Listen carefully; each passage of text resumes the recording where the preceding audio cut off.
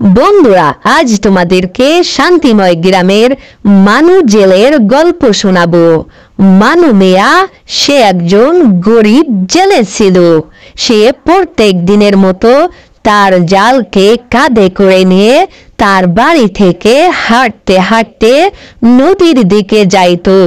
সে নদীতে গিয়ে মাছ ধরতো এবং সেই মাছ বাজারে বিক্রয় করে তার সংসার চালাতো।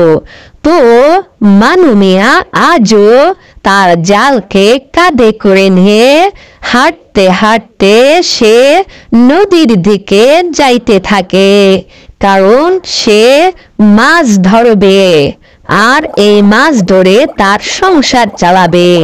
আজ যখন নদীর পাড়ে যায় তখন দেখে অনেকগুলো মাছ, ঝাঁকে ঝাঁকে মাছ, অনেক মাছ ছিল।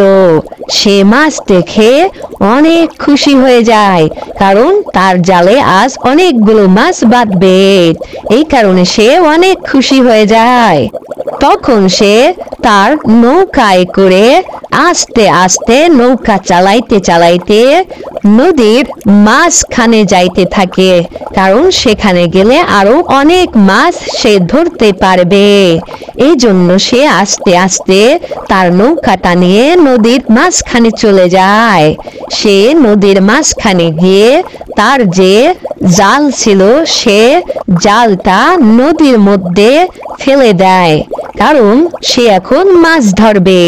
সে তার জালটা নদীর মাঝে যখন ফেলে দেয়, অনেকগুলো মাছ চারিপাশ দিয়ে শুধু ছুটাছুটি করতেছে, লাফালাফি করতেছে। এই দেখে মানু মিয়া অনেক খুশি হয়ে যায়, কারণ সে আজ অনেকগুলো মাছ পাবে তার জালের মধ্যে। এইভাবে সে মানু মিয়া অনেকগুলো মাছ ধরতে থাকে। তারপরে সে মাছগুলো বাজারের দিকে নিয়ে যাইতে থাকে মাথায় করে নিয়ে, কারণ সে বাজারে গিয়ে এই মাছগুলো বিক্রয় করবে। সে হাঁটতে হাঁটতে মাথার উপর মাছের ঝাঁকাটা নিয়ে সে হাঁটতে থাকে। আস্তে আস্তে করে সে গ্রাম থেকে শহরের দিকে চাইতে থাকে। সে একটা বট গাছের তলে দাঁড়িয়ে লোকজনকে ডাকতে থাকে, আসো আসো, তোমরা আসো, দেখো পর্দার ইলিশ এনেছি, অনেক সুস্বাদু মাছ, অনেক ঘ্রাণযুক্ত মাছ। এভাবে সে মানুষদেরকে ডাকতে থাকে তার মাছ ক্রয় করার জন্য। সেখানে অনেকগুলো মানুষ জড়ো হয়ে যায় এবং তার মাছ কেনার জন্য সবাই হিড়িক পড়ে যায়, কারণ পর্দার ইলিশ মাছ খুবই সুস্বাদু, খুবই মজাদার। এভাবে সে মাছগুলো বিক্রয় করে সে হাসতে হাসতে আনন্দ মনে তার জালকে কাঁধে করে নিয়ে বাড়ির দিকে যাইতে থাকে, কারণ সে অনেকগুলো মাছ পেয়েছে আজ। এইভাবে তার জালটা কাঁধে করে নিয়ে বাড়িতে চলে আসে এবং তার ছেলে মেয়ে স্ত্রী নিয়ে অনেক শান্তিতে বসবাস করতে থাকে। তো বন্ধুরা, মানু মিয়ার গল্প আজ এই পর্যন্ত।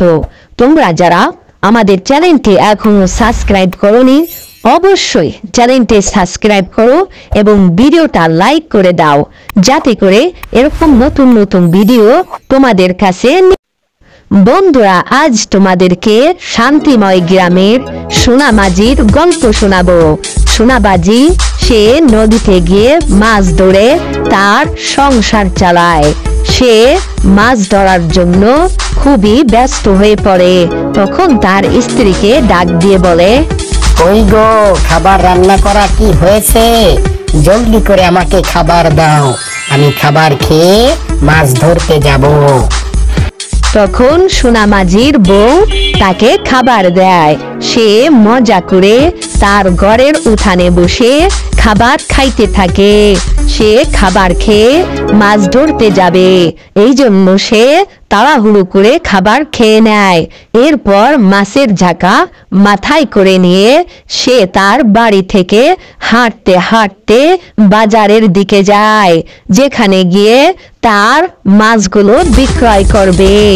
সে তখন একটা হাটে গিয়ে তার মাছগুলো নিয়ে বসে থাকে এবং লোকদেরকে ডাকতে থাকে। আসেন ভাই আসেন, দেখেন সুস্বাদু পদ্মার ইলিশ আপনাদের জন্য নিয়ে এসেছি।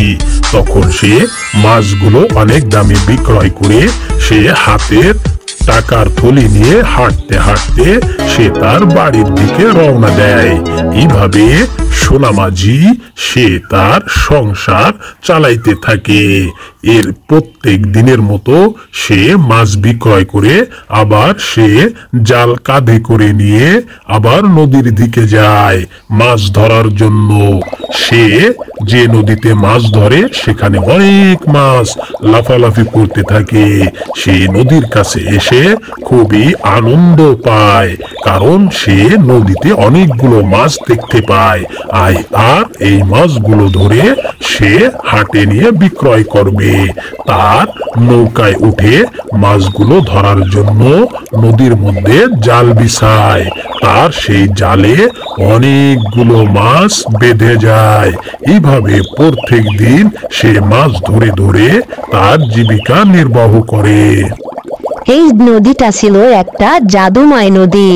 সবাই এখানে মাছ পাইতো না, শুধু সোনামাঝি এই নদী থেকে মাছ ধরতে পারতো।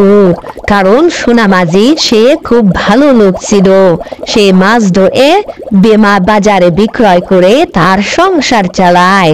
এভাবে সোনামাঝি তখন সোনামাঝির সংসার থেকে অভাব অনটন দূর হয়ে যায়, কারণ প্রত্যেক দিন সে ঝাঁকা ভরে ভরে নদী থেকে মাছ ধরে আনে। বন্ধুরা, তোমরা যারা আমাদের চ্যানেলটি সাবস্ক্রাইব করনি এখনই সাবস্ক্রাইব করে নাও। এরকম নতুন নতুন মজার ভিডিও পেতে আমাদের সঙ্গে থাকো। লাইক, শেয়ার, সাবস্ক্রাইব করো।